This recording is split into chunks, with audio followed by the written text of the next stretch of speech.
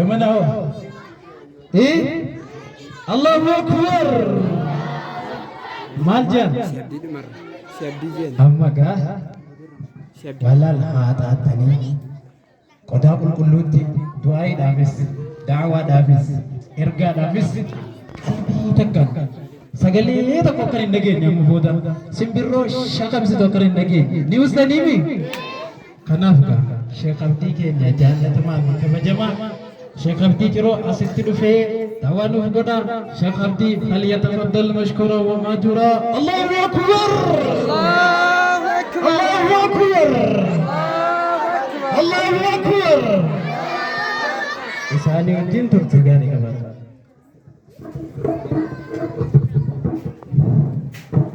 Bismillah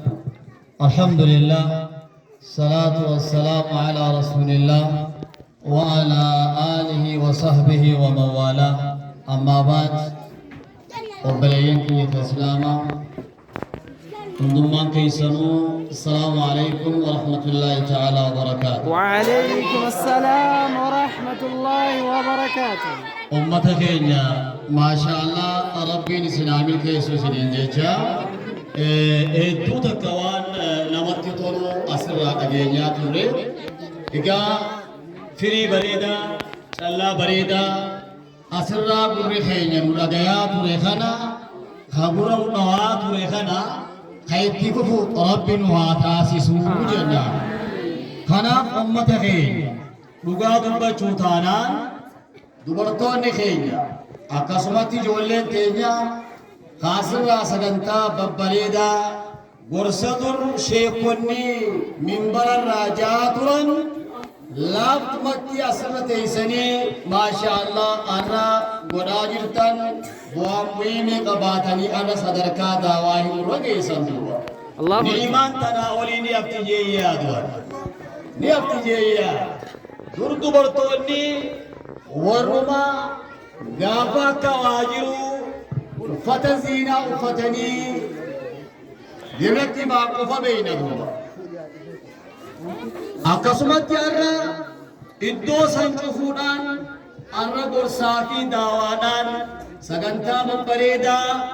hawwata diin islaam ifaan ifatti leellisu qabatanii as bahan dubartoonni keenya kan olii dhuftan kan dagasii dhuftan kan gamanaa hundi rabbiin galata guddaa isinii haa galchu jechuun barbaada. Kanaafuu baay'ee galatooma rasuulli sallallahu alaihi wasallam akka jedhan sabaqal mufarriduun nun jaanduba jannaa argamaa rabbii je ummanni dhiiraa maali mufarridtoota jechuun kun maalidha hundi beeku jennaan bari warri rabbi zakkaran mufarridtoota jechuun zaakirtoota jeeduuba dhiira rabbi zakkaruu fi dubartii rabbi zakkartu hedduu warra rabbi zakkarree fi warra qaraane bira kutee je rasuul sallallahu alaihi wasallam amma sigala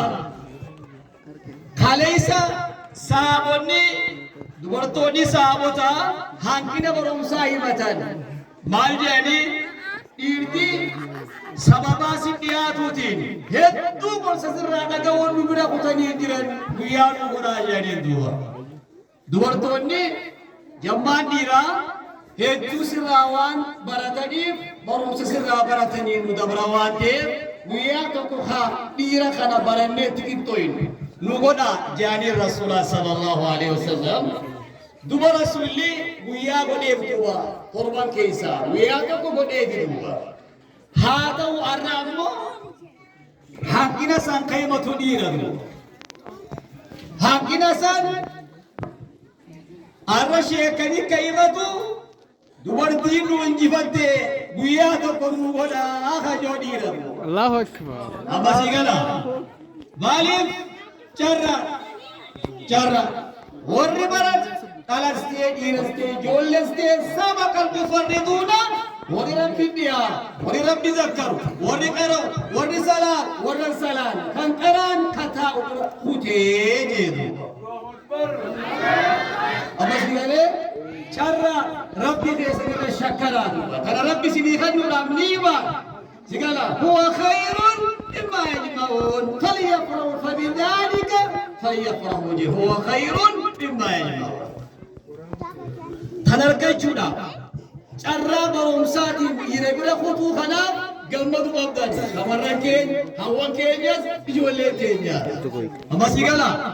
maaliif irra caalaa wani namni ittiin gammadu rabbi beeku irra caalaa wani namni ittiin gammadu waa baratu dhatu ammasii gala